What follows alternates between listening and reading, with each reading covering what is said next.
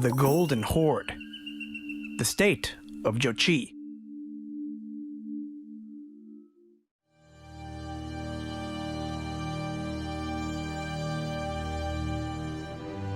About 750 years ago, the state of the Golden Horde arose on the vast expanses of Eurasia. It was called Ulu Ulus, or the state of Joly, after the name of Joly Khan, the eldest son of Genghis Khan.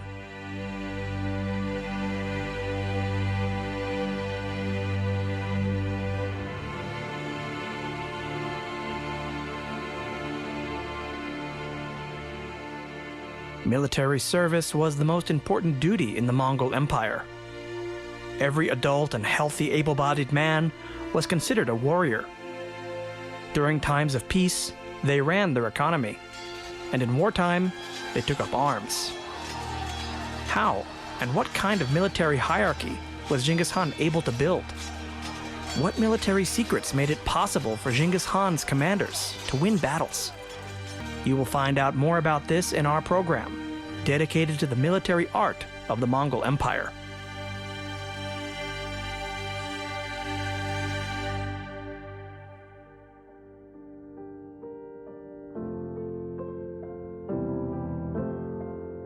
Women gathered in yurts near the hearth. They would talk about the past day, about the health of their livestock, and the upcoming roaming to a new pasture. But no matter what they talked about, they always talked about the men, their husbands, brothers, and sons, who went on campaigns so far away from them. They recalled the happy moments when they were married off and dressed in bridal outfits, how their sons took their first steps and learned to have a firm seat in the saddle. Young girls listened carefully to the conversations of their mothers, dreaming of their own hearth and future heirs. The time came and yesterday's brides became wives. When the baby's due date came up, older women helped with the childbirth.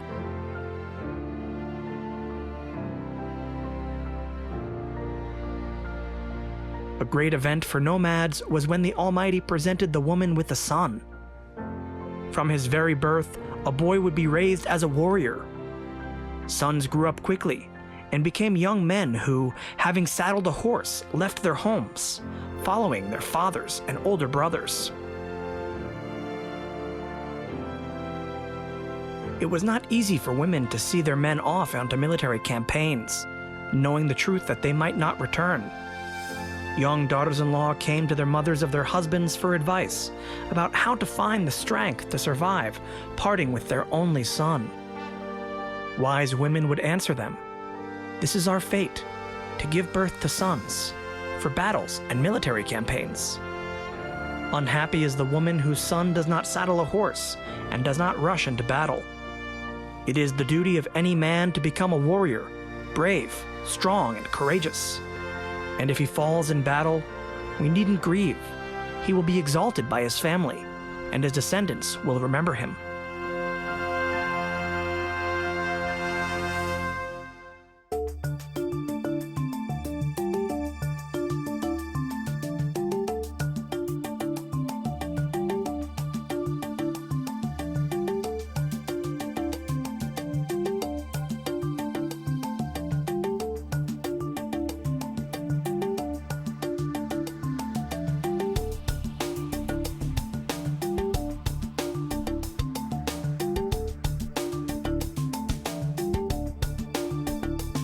The commanders carefully selected soldiers for their units in the army of the Golden Horde.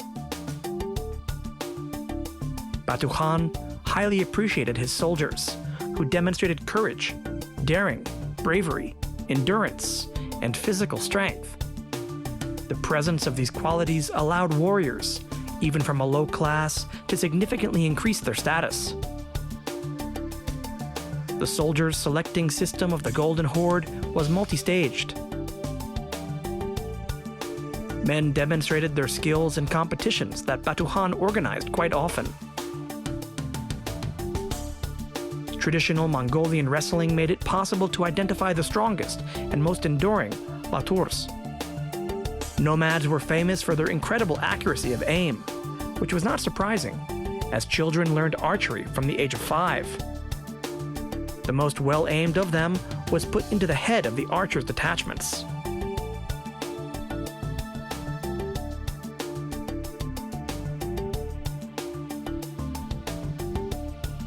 Each nomad was at home on horseback, but preference was given to those who could manage a large herd, which could reach several thousand horses.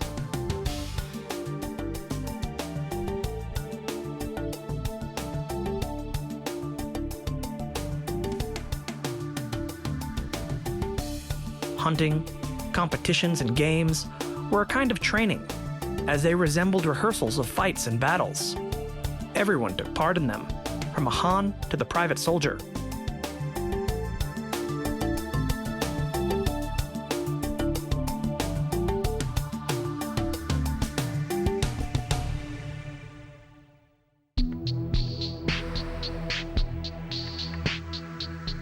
The military structure in the Jochi's Ulus under the leadership of Batu Khan largely retained the structure that Genghis Khan had organized himself. There is no data that would help scientists to determine the real size of the Golden Horde army. But its organization is well known, which represented a strictly built hierarchy based on the decimal system. The smallest units were tens, respectively at the bottom. The number of soldiers was only 10 people. Then came 100 people, and then hundreds. Tumen was considered the largest unit, about 10,000 warriors, riders, but a corps of 3 or 4 Tumens could also be formed. If the leader of 10 could not cope with his soldiers, then the one who was above him, the leader of the 100, was obliged to replace him immediately. Relative to the senior commander staff, only the Supreme Khan of the Ulus, Jochi himself, was allowed to replace a commander. For the Golden Horde warriors, military paraphernalia was of great importance. These were flags or battle banners, tug and urungu. The victory of one of the sides was marked by vertically standing flags, while in defeat, the banners were thrown to the ground.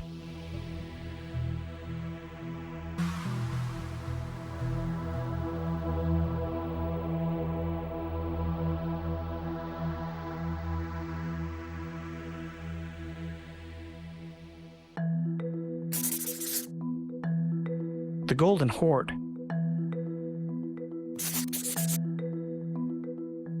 In the year 1240, the Mongols, led by Batu Khan, began an invasion of Kievan Rus.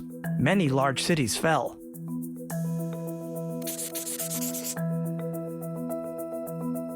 During the conduct of hostilities, Mongols used special techniques: fast marches, rapid attacks, deep reconnaissance, false retreats, and ambushes.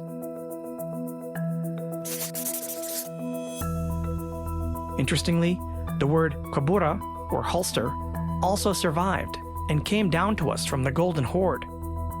Among the Mongols, it meant a leather case for weapons, coming from the Turkic kubur, case. In Turkic languages, there is the same word used to denote a name of a person and a horse, at. It was believed that the soul of a man is linked to his horse. After the owner's death, the horse was named Koylag.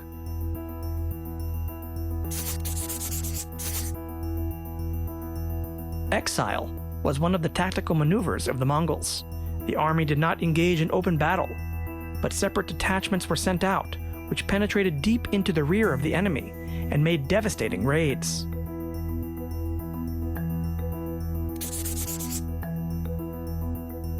The quiver, from the Mongolian language, kuburluk, or hurluk, is an arrow case.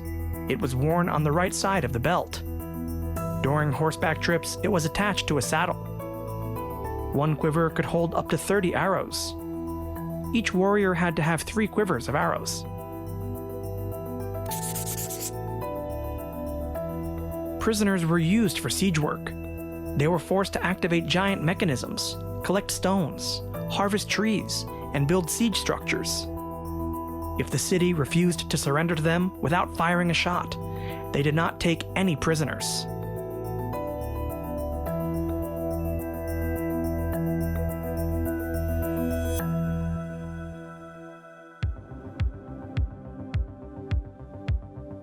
The military structure of the Golden Horde is directly related to the military organization that was formed in the Mongol Empire under Genghis Khan. Not a single ruler could do without soldiers that were loyal to him, his guard or his squad. So, Genghis Khan was able to rally people who were loyal to him around himself, building his own squad. The warriors of the squad were called nukirs, from the Mongolian nokor. The Khan's personal guards performed honorary services in his presence. The nukirs were hunters with him, took part in celebrations, fought battles, and were present during the meetings of nobility at the kurultais. The number and quality of nukirs determined the strength and authority of the leader, whose common name was Noyan. Although they could also have titles, Batur, which is a warrior hero, or Mirgien, which is a well-aimed archer, or Bilge, who is called wise. So, in the secret legend, a written source of the 13th century, one can find a story about how the subjects of Genghis Khan gave their children to become nukirs.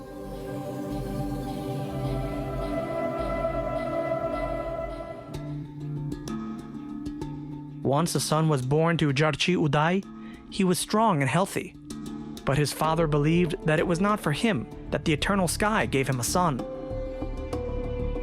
The day will come, and his son will fulfill the destiny for which he was born. The father named the child Joly. From an early age, his father began to teach his son everything that he knew how to do. How to fix arrows on the saddle, how to hit with a spear, how to shoot a bow accurately, and wield a lasso skillfully. Years flew by for the boy Joly, and he became a strong youth. Now is his time. Jarchi Uday learned that Genghis Khan had returned home from another campaign. He quickly got ready and set off with his son. They descended from the high mountains and went to the plains and reached the headquarters of Genghis Khan.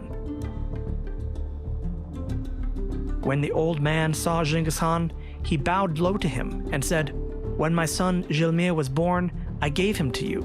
But since he was still too young, I took him and raised him. Now I give him to you. Let him saddle your horse for you and protect you from all enemies, not sparing his own life."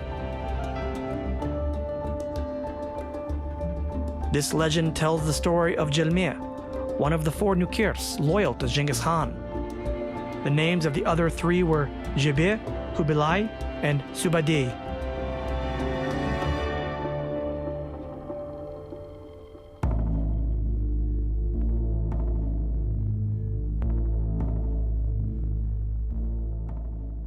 The army of Jochi Ulus was highly mobile, disciplined, and with excellent structure and organization, which ensured for centuries that the control over the subordinate states was secure. In battle, the Mongol horsemen would fight with swords, broadswords, sabers, battle axes, maces, and daggers. The warrior's armor consisted of a helmet with a metal mesh, with his chest and back protected by a shell of thick leather and metal plates.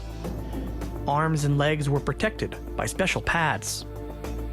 The Mongol's clothing was sewn in such a way that it allowed the rider to easily and freely change body position and even bend under the horse's croup. The weapons that the Mongols used in close combat were quite light and sharp. The most common blade weapons were sabers, which gradually replaced swords, and scimitars. Often the riders had not 1, but 2 sabers. This allowed the warriors to deliver cutting and thrusting blows to the enemy with both hands at the same time.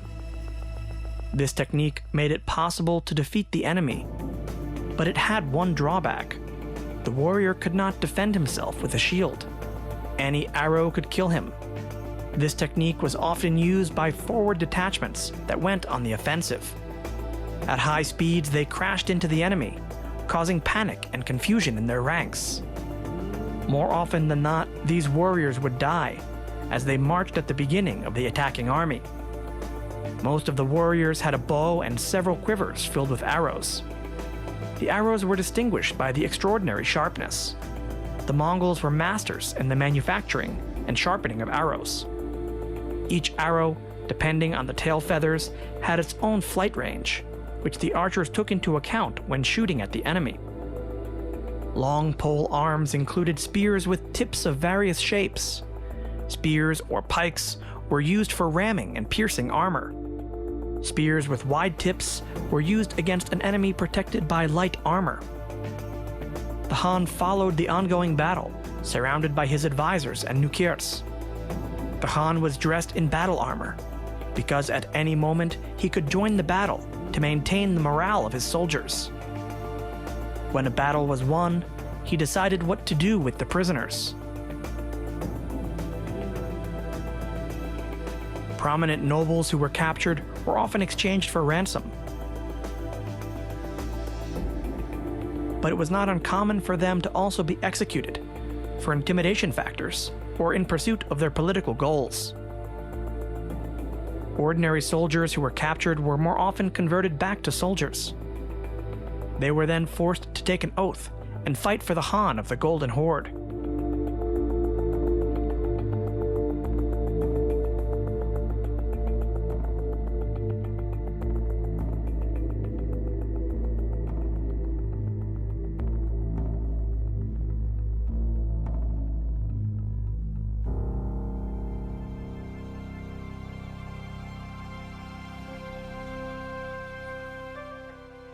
The life of a warrior directly depended on the quality of the armor and other protective equipment. The Mongols took their safety very seriously. The best artisans were engaged in the manufacturing of armor, helmets, and shields. Of course, leather was the most accessible material for a nomad. Each master tanner had his own secrets of leather dressing. Moreover, the warriors defended not only themselves, but also their horse. The peculiarity of the manufacturing of protection was that the craftsmen cut out future armor, not from whole large pieces of leather, but made them from smaller pieces. Moreover, patches were superimposed on each of them in such a way that the course of the fibers in them was different. This process was incredibly time-consuming, but it paid off in battle. The image of a horse shows how his body is completely protected by a cape made of small patches of leather.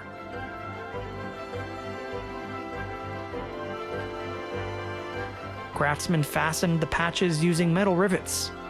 They ensured good bonding and strength. Metal, unlike thread, was not subject to rapid wear and tear, and was resistant to fire and moisture. If we draw an analogy between the horse cloak and the armor of the warrior with modern body armor, you can find a lot in common. Just like a bulletproof vest, the energy of the striking element is extinguished due to the multi-layered product. When an arrow hit a separate piece of leather, the piece would bend and transfer the arrow's energy to adjacent plates. The arrow has a reduced penetration.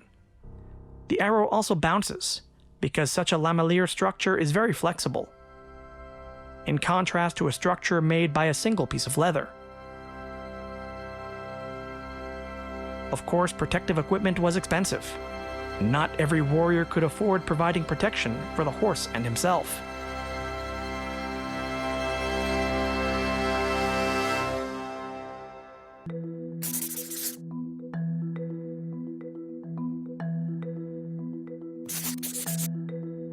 The winged words of Genghis Khan, the one who himself feels thirst and hunger, will not allow the army to experience hunger or thirst, and the four-legged to be emaciated is the one who should become the commander.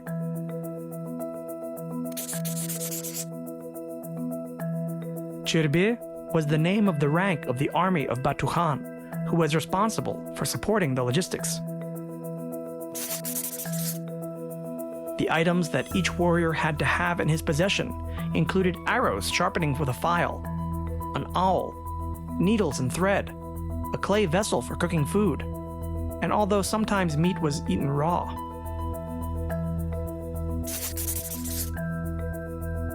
Portojo was the name of a leather flask with a capacity of about 2 liters for storing kumus, milk, or water. Every warrior had to have one. Daling was the name of 2 small saddlebags in which an emergency supply of food and spare change of linens was carried.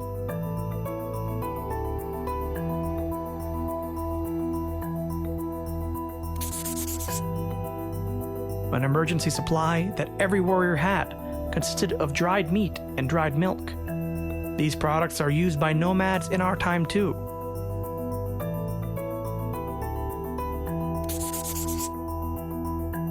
The Khan's personal guards were provided with the best food, weapons, and horses.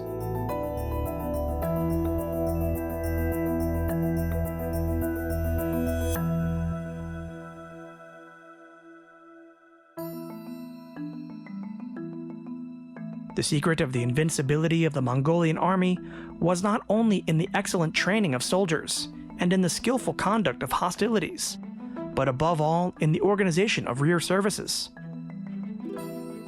The nomadic way of life, which has developed for centuries, helped the army of the Golden Hordes to make grandiose campaigns.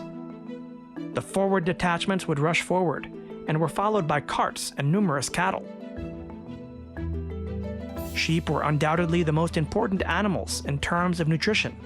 They gave milk, meat, wool, and skins. Horses are a source of pride for the Mongols. They formed the basis of the army of Batu and were vital. Thanks to them, the army was able to move quickly over great distances. They were also used as a source of meat, and sour mare's milk, known as kumus, was a favored drink of the steppe inhabitants. However, the role of the camels in the military campaign of the Golden Horde is not always reflected. But it was the camel, with its inherent endurance and unpretentiousness, that was the main draft force. Camels were used not only to transport carts, Nakar drummers also rode on them. The drummers held a high position in the Mongolian army.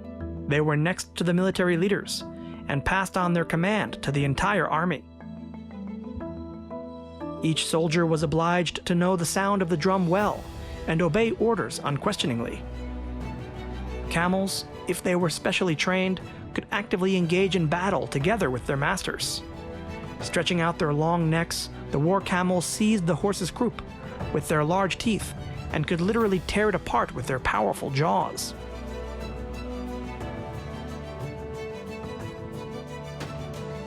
But not only these abilities of the animal were highly valued by the Mongol warriors.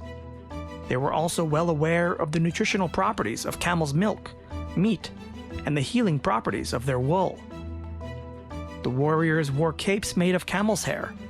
Such clothing was very warm and light, and they warmed up perfectly in severely cold weather.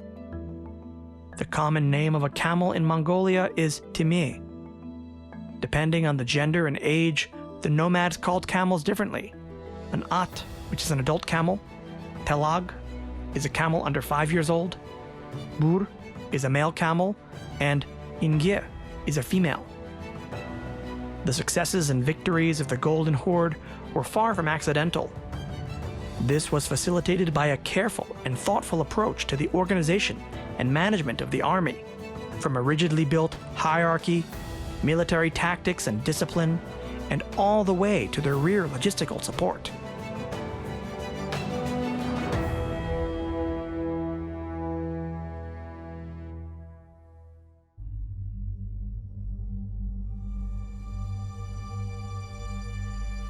Oftentimes, the Jochi Ulus was assisted by historians as a nomadic state based on animal husbandry. However, new archaeological evidence suggests otherwise. During excavations of their cities, numerous architectural monuments, skillful artisanal products, and many agricultural crops were found. In the next program, we are going to tell you about the crafts and life of the Golden Horde. We will then attempt to answer the question of how the nomadic empire eventually turned into a settled one.